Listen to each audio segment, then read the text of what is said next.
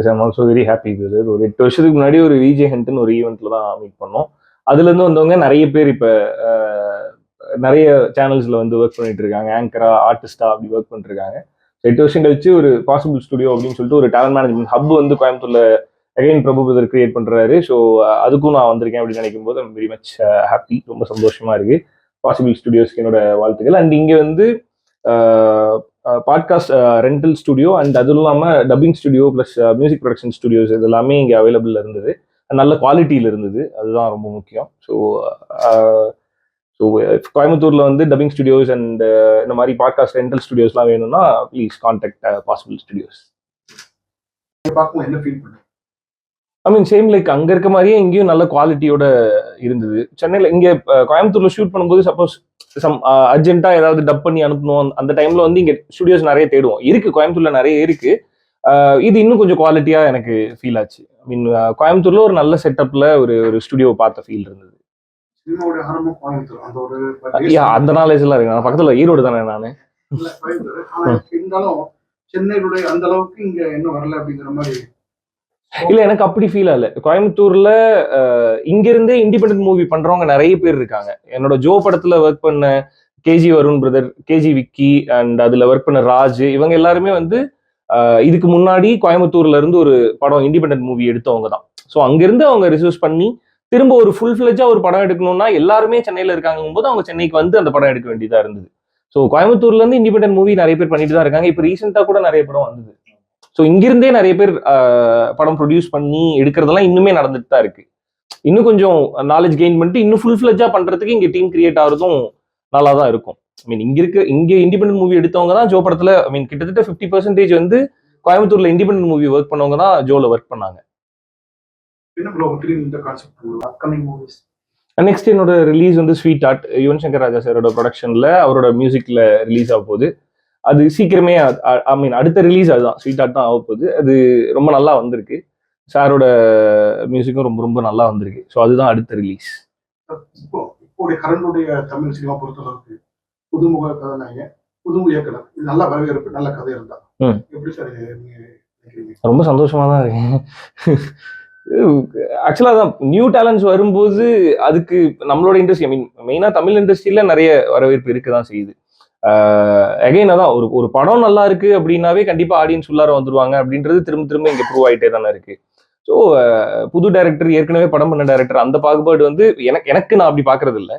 So ஆடியன்ஸும் அந்த மாதிரி பாக்குறது இல்லைன்னு நான் நம்புறேன். அவங்களுக்கு தேவை ஒரு படம் நல்லா இருக்கணும், அந்த படம் நல்லா இருந்தா கண்டிப்பா நான் தியேட்டருக்கு வருவேன், அந்த படம் நல்லா இருக்குன்னு அவங்களுக்கு தெரியப்படுத்தினா போதும். ஸோ அது இங்க இனிமே ஹெல்தியா இருக்குன்னு தான் நான் நினைக்கிறேன்.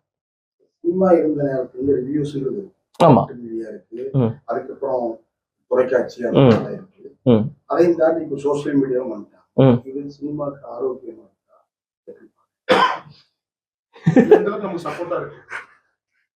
இல்ல, ரிவ்யூஸ்ன்றது முதல்ல இருந்தே இருக்கு. பத்திரிகையில எழுத்துல ஆரம்பிச்சு இப்ப இருக்க இந்த சோசியல் மீடியா வரையுமே அது ரிவ்யூவோட எவாலுவேஷனா தான் பாக்குறேன். ரிவ்யூஸ் ஒரு படம் பார்த்துட்டு அந்த படம் இப்படி இருக்கு, இது நல்லா இருக்கு, பார்க்கலாம், பார்க்க கூடாது, இது எல்லாத்தையுமே சொல்றதுக்கான உரிமை வந்து ரிவ்யூஸ் கிட்ட இருக்கு. அதோட எவாலுவேஷன் தான் இந்த சோசியல் மீடியாவும் நினைக்கிறேன். பட் இதுல இந்த இந்த படம் பார்க்கலாம், இந்த படம் இதுக்காக பார்க்கலான்ற வரையும் நிப்பாட்டினா போதும் நான் நினைக்கிறேன். இந்த படத்தை போய் பார்க்கவே பார்க்காதீங்கன்னு சோசியல் மீடியால ரொம்ப அப்ரப்டா சில ரிவ்யூஸ் சொல்லும் போது அது கேட்கும்போது கொஞ்சம் கஷ்டமா இருக்கு. நல்லா இருக்கு நல்லா இல்லைன்றது இப்போ யோசிச்சு பார்த்தோம்னா முன்னாடிலாம் வந்து ஃப்ரெண்ட்ஸ் கிட்ட கேட்டுப்போம், படம் நல்லா இருக்கா, என்னடா நீ பாத்தியா அப்படின்னு சொல்லி விசாரிச்சுட்டு நம்ம அதை கேட்டுட்டு போகணும் வேணான்ற முடிவை நம்ம எடுப்போம். ரொம்ப அப்ஃப்ரண்டா ஒரு படத்தை போய் பார்க்கவே பார்க்காதீங்க அப்படின்னு சொல்றது மட்டும் கொஞ்சம் கடுமையா இருக்கு. ஸோ இப்போ இந்த ரிவ்யூட எவாலுவேஷன்ல கொஞ்சம் கடுமையா நான் பாக்குறது இந்த போய் பார்க்காதீங்கன்றத அப்ஃப்ரண்டா வந்து சொல்றாங்கல்ல, அது கொஞ்சம் தப்பா இருக்கு. சின்ன திரையில பெரிய திரை போறது கொஞ்சம் வழி ஈஸியா இருக்கா? எந்த டிராவலுமே ஈஸியான டிராவல் கிடையாது இல்லை. ஸோ ஆப்வியஸா அது கொஞ்சம் டஃபா தான் இருக்கும். எனக்கு அது ஈஸியா தான் இருந்தது. எனக்கு ஈஸியா இருந்தது காரணம் சிவகார்த்திகேயன், நான் என்னோட ஃபர்ஸ்ட் படம் ப்ரொடியூஸ் பண்ணது. ஸோ அதுக்கு முன்னாடி டெலிவிஷன்ல நிறைய ஸ்ட்ரகிள்ஸ் இருந்தது. அது எல்லாமே அந்த பார்ட் ஆஃப் த ப்ராசஸ் தான். இப்போ எல்லா ஸ்ட்ரகிளும் எல்லாருக்குமே இருக்கும். அது எல்லாமே அந்த நம்ம ஒரு கோலை ஃபிக்ஸ் பண்ணி ஒரு ஓட்டம் ஒன்று ஓடிட்டு இருப்போம்ல, அது ரீச் ஆகிறதுக்கு நடுவில் நடக்கிற ப்ராசஸாக தான் நான் பார்க்குறேன். டெலிவிஷன்ல இருந்து இல்லை, எதுல இருந்து வந்தாலுமே எப்படி நீங்க சினிமாக்குள்ளார வரணும்னாலுமே அதுக்குள்ளார சில ஸ்ட்ரகிள்ஸ் இருக்க தான் செய்யும். அந்த மாதிரி எனக்கும் இருந்தது. அவ்வளவுதான். நீங்க கரியர் ஸ்டார்ட் பண்ணது அந்த மியூசிக் சேனல்ல இருந்து கொஞ்சம் அவுட்புட் கொடுத்துச்சு. இப்போ வந்து அந்த மியூசிக் சேனல்ஸோட ஆங்கரிங்ன்றதே கம்மி ஆயிடுச்சு. நம்ம ஆன்லைன் பேஸ்டா வந்தது. ஸோ அது கரியர் இல்லாம இருக்கு சார், விஜேஎஸ் இல்லாம இருக்கு. அப்படி இல்லையே, இன்னுமே ஆங்கர்ஸ் இருக்காங்க, விஜேஸ் இருக்காங்க, வேற வேற மீடியம்ல இருக்காங்க, அவ்வளவுதான். இன்னுமே டெலிவிஷன் சேனல்ல ஆங்கர்ஸ் இருந்துட்டு தானே இருக்காங்க. ஏன் அப்படி சொல்றீங்க? அதெல்லாம் இருக்குதான் செய்யுது. மியூசிக் கொஞ்சம் ஃபோக்கஸ் பண்ணாங்க, நீங்க அவுட்புட் அந்த டைம்ல இப்போ அந்த இவாலுவேஷன் இல்ல சார். அப்படி அப்படி அப்படி கம்ப்ளீட்டா இன்னும் முடியல. இன்னுமே டெலிவிஷன்ல எடுக்கிற ஷோஸ் வந்து நீங்க ஆன்லைன்லயும் அவைலபிள்ல இருக்கு. மக்களோட சாய்ஸஸ் மாற ஆரம்பிச்சிருச்சு, அவ்வளவுதான். இப்போ என்னன்னா, முன்னாடி வந்து பாட்டு கேட்கணும்னா நம்ம டிவி ஆன் பண்ணி ஒரு பாட்டுக்கு நம்ம வெயிட் பண்ணிட்டு இருப்போம். இந்த பாட்டு இந்த டைம்ல வரும் அப்படின்னு. பெப்சி உங்கள் சாய்ஸ் எடுத்தீங்கனாலுமே எல்லா பாட்டும் முடிஞ்சு பெப்சி உங்கள் சாய்ஸ் பாடல் அப்படின்னு சொல்லிட்டு கடைசியில ஒரு பாட்டு வரும், அதுக்கு வெயிட் பண்ணிட்டு இருந்தோம். இப்ப அந்த வெயிட்டிங் பீரியட் தான் மாறி இருக்கே தவிர ஹோஸ்டோ இல்ல டெலிவிஷன் ஷோஸோ எதுவும் பெருசா மாறின மாதிரி இல்லை. இன்னுமே டெலிவிஷன் ஷோஸ்ல ஹோஸ்ட் இருந்துட்டு தான் இருக்காங்க, கேட்கிற பாட்டு போட்டுட்டு தான் இருக்காங்க. அது உங்களுக்கு திரும்ப அது சோசியல் மீடியாக்குள்ளார வந்துட்டு தான் இருக்கு. இது சைக்கிள், அது நடந்துகிட்டே தான் இருக்கு. கம்மியாயிருச்சு அப்படின்னா பார்க்கக்கூடிய இடங்கள் நிறைய ஆயிடுச்சு. முன்னாடி ஒரு இடம் இருந்தது, இப்ப நிறைய இடத்துல நமக்கு வேணுன்ற நேரத்துல வேணுன்ற பாட்டை நம்மளால கேட்க முடியும்.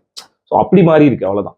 லவ் ஜேர்னல் பண்ணிட்டு இருக்கீங்க, எந்த மாதிரி கேரக்டர் பண்ணணும்னு ஆசைப்படுறீங்க? எந்த டைரக்டர் கூட பண்ணணும்? இல்ல, இப்போதைக்கு அந்த மாதிரி எந்த ஐடியாவும் இல்லை. கதை கேட்கும்போது ஜீரோ மைண்ட் செட்ல தான் உட்காடுறேன். ஒரு நான் கேட்கிற கதை எனக்கு பிடிக்கணும், அந்த கதையில நான் நடிச்சா நல்லா இருக்கும்னு எனக்கு தோணணும். இந்த 2 கிரைட்டீரியா தான் வச்சிருக்கேன். மற்றபடி இப்படி இப்படி இருக்கணும் அப்படின்னு இல்லை, அவன் மாதிரிலாம் தெரியல, தோணவும் இல்லை. அந்த முழுமையான ஒரு காதல் கதை மறுபடியும் வர மாதிரி இருக்கு, அது பேசிருக்கீங்களா? ஸ்வீட் ஆட்டும் காதல் கதை தான். அது இன்னும் கொஞ்சம் அது அது அப்படியே ஜோ மாதிரி இருக்குமா அப்படின்னு கேட்டா கிடையாது. ஜோல வந்து எப்படின்னா ஃபுல் ஃபிளட்ஜா ரொம்ப ஹானஸ்டா லவ் பண்ணி ஒரு ஒரு ஜோன்ல இருப்பான். ஸ்வீட் ஆர்ட்ல இருக்க அந்த வாஷுன்ற கேரக்டர் வந்து இந்த கமிட்மெண்ட்டுக்கு ஒரு பயம் இருக்கும்ல. இப்ப திடீர்னு வந்து ஐ லவ் யூன்னு சொன்னோடனே பக்குன்னு இருக்கும் நமக்கு. ஐயோ லவ் யூ, அப்ப கல்யாணம் பண்ணி போறோமா, ஐயோ போச்சே அப்படின்னு ஒரு பயம் வரும்ல. ஸோ அதுவும் இல்லாம ரொம்ப ஹானஸ்டான லவ் இல்லாம அதுக்கு நடுவுல இருக்க அந்த கமிட்மெண்ட் இஷ்யூல இருக்க ஒரு பையனா இருப்பேன். இதுவும் லவ் ஸ்டோரி தான், பட் இது கொஞ்சம் கம்ப்ளீட்டா வேற மாதிரியான ஒரு ட்ரீட்மெண்ட்ல இருக்க படமா இருக்கும்.